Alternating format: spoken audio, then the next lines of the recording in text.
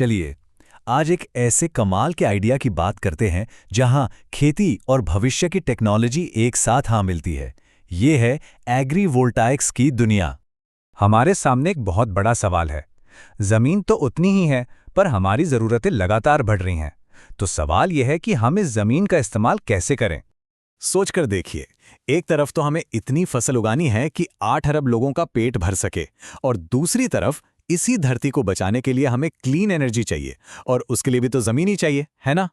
तो ये एक जबरदस्त दुविधा है, और इसी दुविधा ने दुनिया भर के वैज्ञानिकों और इनोवेटर्स को कुछ नया, कुछ अलग सोचने पर मजबूर कर दिया है। लेकिन सोचिए, क्या हो अगर ये एक या वाली सिचुएशन हो ही ना? क्या हो अगर हमें भोजन या ईंधन में से चुनना ही ना पड़े, बल्कि हम दोनों को एक साथ पा सकें? और बस इसी सोच से जन्म हुआ है एग्रीवोल्टाइक्स का।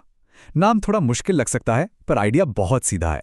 एक ही जमीन का टुकड़ा, उसी पर खेती भी होगी और उसी पर सोलर पैनल से बिजली भी बनेगी। मतलब एक जमीन, दो काम। और देखिए, असल में ये कुछ ऐसा दिखता है। सोलर पैनल्स को थोड़ा ऊपर लगा दिया जाता है और उनके नीचे फसलें आराम से उगती रहती हैं। ये धूप और छांव का एक परफेक्ट बैलेंस बनाने जैसा है। अब सवाल ये उठता है कि क्या कोई भी फसल किसी भी पैनल के नीचे उग सकती है? नहीं, बिल्कुल नहीं। इसके पीछे एक गहरा विज्ञान है। चलिए समझते हैं कि रिसर्चर्स इस धूप और छांव के खेल को कैसे साध रहे हैं। तो रिसर्च कहाँ हो रही है? ये चार्ट बताता है कि वैज्ञानिक सबसे ज्यादा ध्यान पीवी ग्रीनहाउस और खुले खेतों में लगे सिस्टम्स पर दे रहे हैं। मतलब वो हर तरह के माहौल के लिए सबसे बेस्ट तरीका खोजने में लगे हैं। और ये सिर्फ थ्योरी नहीं है। इस रिसर्च के आधार पर असल दुनिया में इसकी कितनी संभावना है, ये भी देखा जा रहा है। और आंकड़े हैरान करने वाले हैं। अकेले भारत में ही 6 करोड़ हेक्टेयर से ज्यादा जमीन इस काम के लिए एकदम सही पाई गई है। लेकिन जैसा मैंने कहा, हर फसल हर जगह नहीं चल सकती। कामयाबी का राज है सही जोड़ी बनाने में। मतलब किस सोलर पैनल डिजाइन के नीचे कौन सी फसल सबसे अच्छी उगेगी। जैसे आप देखिए, पालक या सलाद जैसी पत्तेदार सब्जियों को कम धूप चाहिए, तो वो इन पैनल्स के नीचे बहुत अच्छे से उगती हैं। लेकिन मक्के या गन्ने जैसी फसलें जिन्हें बहुत ज्यादा धूप की जरूरत होती है, उनके लिए ये एक चुनौती हो सकती है। तो चलिए अब इसकी तुलना करते हैं। ये नया तरीका जो हमारे पारंपरिक सोलर फार्म्स हैं, उनके मुकाबले में कैसा है।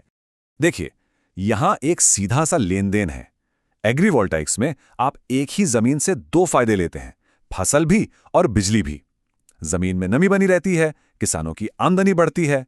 हाँ, यह हो सकता है कि पारंपरिक सोलर फार्म के मुकाबले बिजली थोड़ी कम बने। दूसरी तरफ पारंपरिक सोलर फार्म्स में बिजली तो खूब बनती है, लेकिन वो जमीन फिर खेती के किसी काम की नहीं रहती। और दुनिया भर में इस आइडिया को लेकर कितना उत्साह है, इसका अंदाजा आप इस नंबर से लगाइए। तो ये साफ है कि ये कोई छोटा मोटा साइंस प्रोजेक्ट नहीं है। ये अरबों डॉलर का बाजार बनने की राह पर है। ये भविष्य में खेती और ऊर्जा दोनों का चेहरा बदल सकता है। तो इस पूरी बातचीत से हम क्या समझ सकते हैं? सबसे पहली बात, एग्रोवोल्टाइक्स भोजन बनाम ईंधन वाली मुश्किल का एक बहुत ही स्मार्ट हल है। दूसरी, यह हमारी खेती वाली जमीन की प्रोडक्टिविटी को डबल कर सकता है। लेकिन हाँ, इसे सही से करने के लिए बहुत सावधानी और वैज्ञानिक प्लानिंग की जरूरत होगी। और आखिर में, ये एक बहुत बड़ा और तेजी से बढ़ता हुआ ग्लोबल मार्केट है। तो आखिर में ये सवाल हमारे सामने है, क्या हमारे खेत सिर्फ हमारा पेट भरने का जरिया है, या फिर वो हमारी ऊर्जा की जरूरतों को भी पूरा कर सकते हैं? क्या वो एक ही साथ हमें भोजन भी दे सकते हैं और हमारे भविष्य को रोशन भी कर सकते हैं?